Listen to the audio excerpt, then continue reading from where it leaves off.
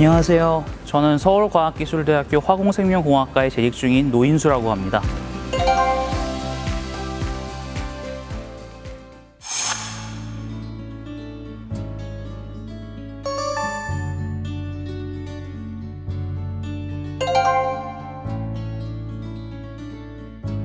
오늘은 아침에 9시부터 10시까지 석유화학공학 강의가 있습니다. 석유화학공학에서 쓰이는 이제 촉매에 대해서 약간 이제 기초 지식들 같은 것들을 좀 다루고 있거든요. 제가 촉매를 전공했던 사람이다 보니까 조금 더 촉매가 어떻게 쓰이는지에 관해서 조금 더 자세히 이제 학생들한테 강의를 하려고. 수업 들어가기 전에 강의 자료를 보거나 지금 논문 작업을 하고 있어서 논문 수정해야 되는 것들을 좀 하고 있습니다.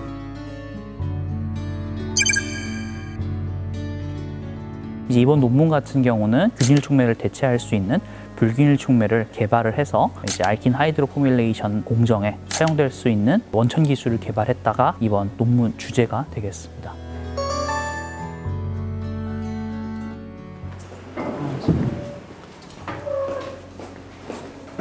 균일 촉매가 불균일 촉매에 비해서 이제 좋은 점이라고 말씀드릴 수 있는 건 동일한 반응 경로를 가지고 있기 때문에 선택성이 상당히 우수한 장점을 가지고 있습니다. 하지만 이제 균일계 촉매가 그럼에도 불구하고 못 쓰이는 이유가 생성물과 분리가 어렵기 때문에 재활용이 어려운 단점을 가지고 있습니다.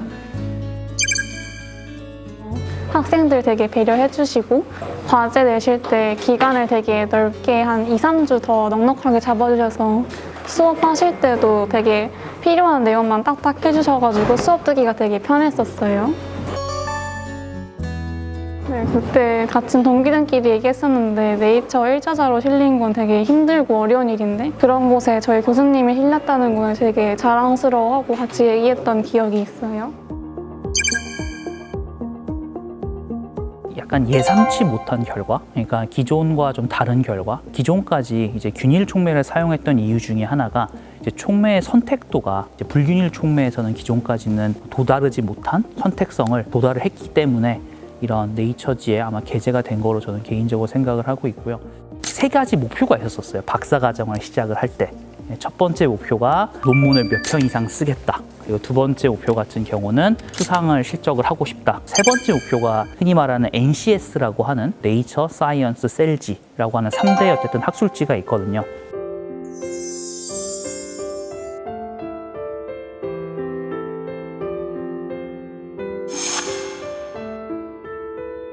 제가 박사과정 끝날 때 2가지 목표는 이뤘는데 그 마지막 목표를 못 이뤘었어요. 그래서 많이 실망을 했었죠. 제 자신한테 조금은. 근데 이제 그 마지막 목표가 실현된다는 생각이 있다 보니까 되게 기뻤습니다. 개인적으로. 뭐 너무 상투적인 말이지만 그냥 되게 마지막 목표를 이뤘다는 생각이 되게 흥분되고 되게 좋았던 것 같습니다.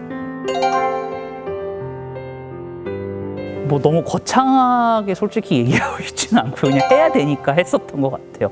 처음 같은 경우는 되게 약간 전율이라고 해야 되나요? 전혀 예상치 못한 결과가 나오니까 그거에 대해서 되게 어쨌든 좀 흥분됐었던 면은 있었지만 3년 정도 넘게 이제 걸린 이제 일인데요. 그러다 보니까 상당히 중간중간에 슬럼프가 많았습니다. 모두 다 지치고 모두 다 힘들고 다 그런 과정에서 그냥 뭐 저도 솔직히 어떤 의무감에서 왜냐면은 뭐 가정도 있었기 때문에 뭐 그 중간에 포기할 수는 없었었고 끝까지 해야겠다는 생각 때문에 할 수 있지 않았나라고 생각하고 있습니다. 이제 실험실로 가고 있습니다. 네. 수업 끝나고는 보통 실험실에 잠깐 들려서 친구들 진행 상황 확인하고 일단 피드백을 주려고.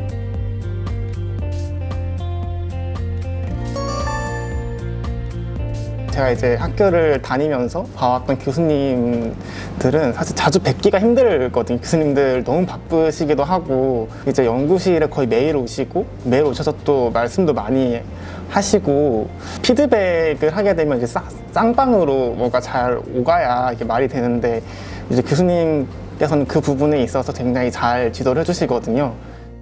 아무래도 저희 방은 아직까지 좀 신생 랩이다 보니까 이 친구들이 물어볼 선배가 없다 보니까 아직까지는 제가 이런 실험적인 디테일 같은 것들을 좀 많이 좀 이제 지도를 하려고 노력을 하고 있습니다. 그런 시행착오들을 최소화시켜주고 그래야지 이제 어쨌든 학생들이 원하는 논문들 같은 것들을 빨리 쓸 수 있다고 개인적으로 생각을 해서 되게 자주 오고 있어요. 그래서 뭐 하루에 한 3-4번 정도 학생들은 좋아하는지 모르겠지만 실험실에 자주 오고 있습니다. 네.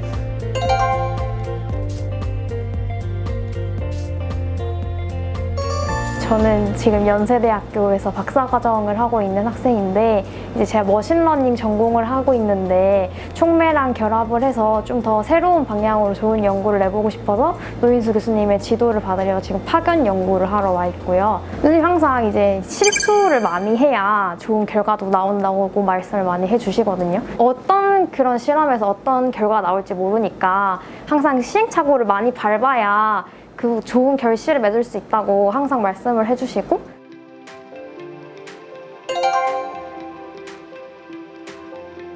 저는 개인적으로 학생들한테 이제 늘 얘기하는 것 중에 하나가 좀 자기 주도적인 사람이 되었으면 좋겠어요. 새로운 논문을 쓰고 새로운 길을 개척한다는 것 자체가 뭐 흔히 말하는 루틴이 있는 삶은 아니잖아요. 그러니까 새로운 걸 자꾸 발견을 해야 되고 생각을 해야 되는 과정이다 보니 그래서 아까 그 논문도 우연에 의해서 발견이 됐다라고 얘기를 했잖아요. 너희가 예상한 결과가 안 나왔다고 할지라도 오류라고 생각해서 넘겨짚지 말아라. 정말 우리가 생각지도 못한 발견일 수도 있다. 그래서 같이 한번 의논해 보자. 뭐 어떤 데이터가 나오게 되면 그래서 학생들한테 그 두 가지를 좀 강조하려고 노력을 하고 있습니다.